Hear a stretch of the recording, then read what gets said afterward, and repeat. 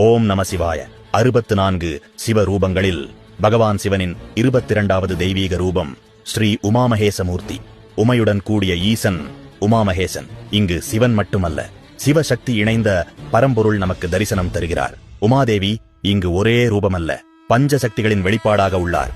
பராசக்தி பரம்பொருளின் மூலசக்தி, ஆதிசக்தி படைப்பின் ஆதாரம், இச்சாசக்தி விருப்பம் நோக்கம், கிரியாசக்தி செயல் இயக்கம், ஞானசக்தி அறிவு தெளிவு.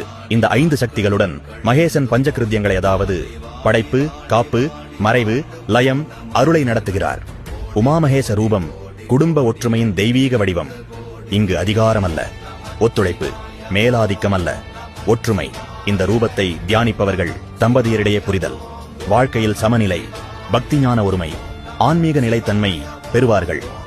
உமாமகேசன் நமக்கு கற்றுத்தருவது, சக்தி இல்லாமல் சிவம் செயல்படாது, சிவமில்லாமல் சக்தி வழித்த வரும்.